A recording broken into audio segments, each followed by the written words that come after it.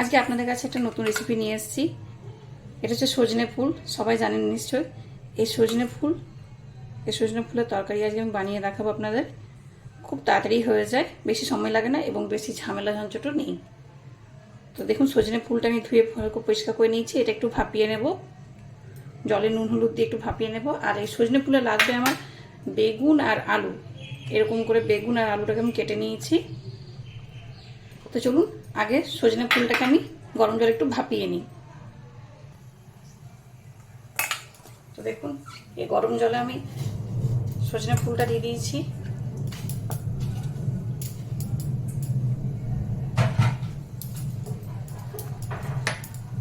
একটু অল্প একটু নুন দিয়ে দেবো,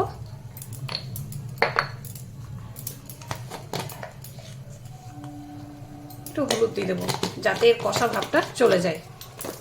এই যে ফুলের এই কষা ভাবটা থাকে না, এটার জন্য বাচ্চারা খেতে চায় না, তেতো তেতো লাগে, একটু হালকা একটু তেতো লাগে, কষা থাকে তো তাই লাগে তেতো তেতো।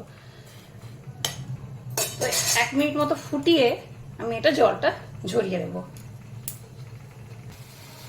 তো যতক্ষণ এটা ফুটছে ততক্ষণ আমরা এই তরকারির জন্য একটা মশলা বেটে নেব। চলুন দেখে নিই কি মশলা বাটছি। আর এখানে আমি একটা মিক্সিং জার নিয়েছি। ওইটাতে আমি 1 চামচ কালো সর্ষে, 1 চামচ কি 1.5 চামচের মতো একটু কালো সর্ষে নিলাম। আর 1 চামচ পোস্ত নেব।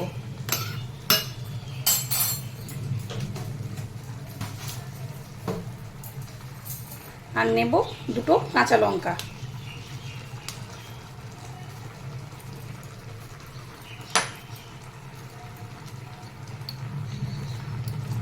ব্যাস, এটা আমি মিক্সিতে পিষে নেব। তো দেখুন এটা ফুটে গেছে, এরপর আমি এটা নামিয়ে নেব। তো আমার মশলা পেষানোও হয়ে গেছে। এই যে সর্ষে পোস্ত আমার বাটা হয়ে গেছে। সর্ষে পোস্ত কাঁচা লঙ্কা একসাথে বেটে নিয়েছি, কড়াই চাপিয়ে দিয়েছি, গ্যাস জ্বালিয়ে দিয়েছি। এরপর কড়াইটা গরম হয়ে গেলে আমি তেল দিয়ে দেবো।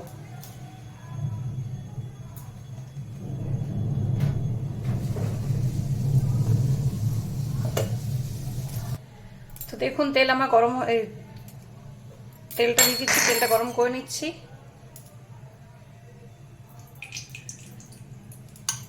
সময় এতটা তেল লাগবে। তেলটা গরম হয়ে গেছে।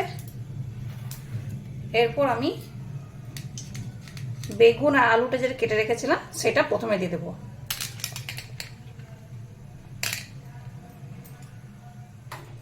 গ্যাসটা কমিয়ে নিলাম, খুব গরম হয়ে গেছে কড়াইটা।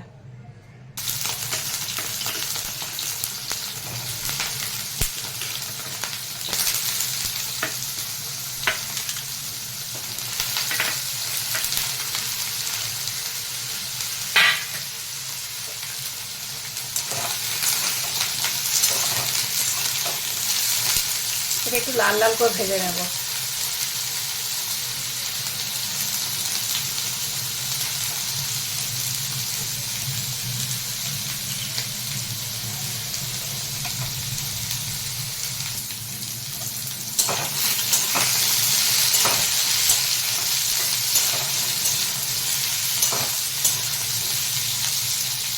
দেখুন লাল লাল করে ভাজা হচ্ছে। এটাতে আমি নুন দেব। নুন কিন্তু পরিমাণ মতো দেবো, কারণ আমি তো সেদ্ধ করার সময় তো নুন দিয়েছিলাম, তাই বেশি নুনটা দিতে হবে না, প্রয়োজন মতো নুনটা দেবেন। যদি আরও লাগে পরে সেটা এখন দেওয়া যাবে, এখন এটা ঠিক আছে। তো হলুদ দিয়ে দিই, আগেও হলুদ দিয়েছি, এখনও দেবো, অল্প দেবো।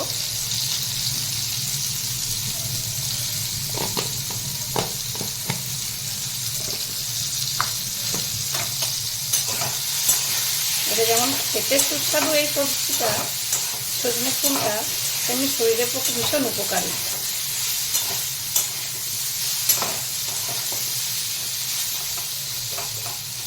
দেখুন তাহলে এরকম ভাজা হয়ে গেছে। এরপর আমি ফুলটা যেটা সেদ্ধ করে রেখেছিলাম, হালকা একটু ভাপিয়ে রেখেছিলাম, সেইটা দিয়ে দেবো। এটা এই দেখুন ভাপিয়ে রেখেছি, তো এটা দিয়ে দেবো।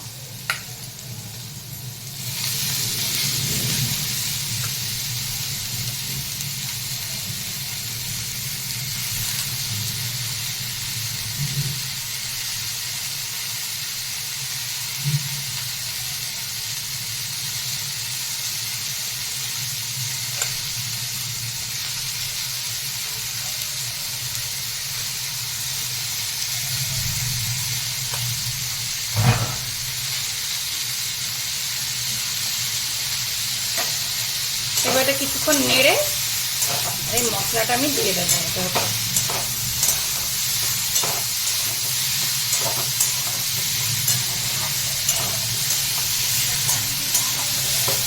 কিছুক্ষণ নাড়া হয়ে গেছে, এরপর এই সর্ষে পোস্ত বাটাটা আমি দিয়ে দিচ্ছি।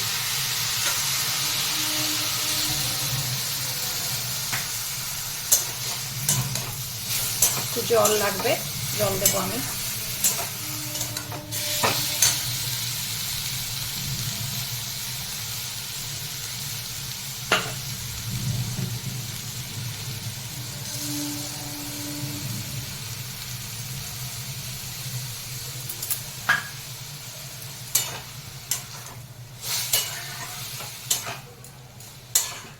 খুব তাড়াতাড়ি হয়ে যায় রান্নাটা।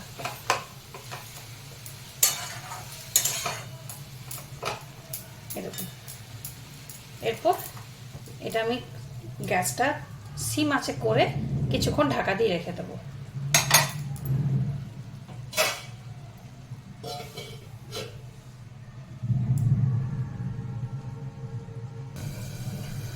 হ্যাঁ দেখুন 5 মিনিট হয়ে গেছে। 5 মিনিটের মতো ঢাকা দিয়ে রাখতে হবে বলেছিলাম। এরপর এটা তুলে আমরা দেখে নেব যে আলুগুলো সেদ্ধ হয়েছে কিনা। ঠিক আছে, দেখুন সুন্দর লাগছে দেখতে, তাই না? এবার নেড়ে নিই। এই তরকারিটা শুকনো শুকনো নামাতে হয়। তো আলুগুলো সেদ্ধ হয়েছে কিনা একবার দেখে নিই।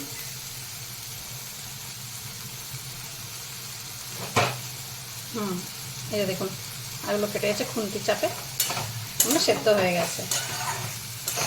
বেশ এটা শুকনো শুকনো করে নামিয়ে নেব। আপনারা এবার নুন টুন চেক করে নেবেন। আমি দেখে নিয়েছি নুনটা ঠিক আছে।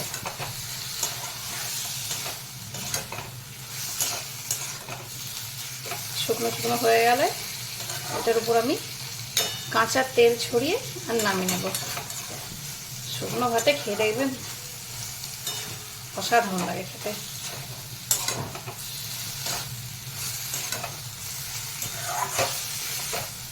দেখুন শুকনো শুকনো হয়ে গেছে। এরপর আমি এটার উপর কাঁচা সর্ষের তেল ছড়িয়ে আর গ্যাসটা অফ করে দেবো। দেখুন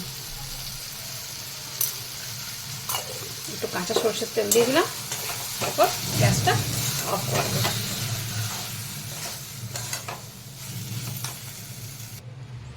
দেখুন এই গরম গরম ভাতের সাথে একটু এই সজনে ফুলের তরকারিটা নিয়ে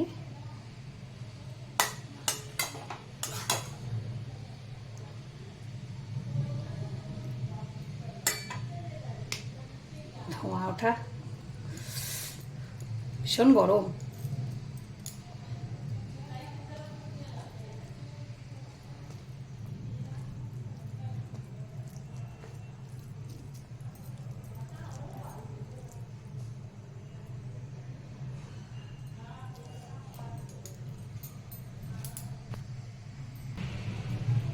তাহলে আপনারাও এরকম একবার বানিয়ে দেখবেন কেমন লাগে আর আমাকে কমেন্ট করে জানাবেন।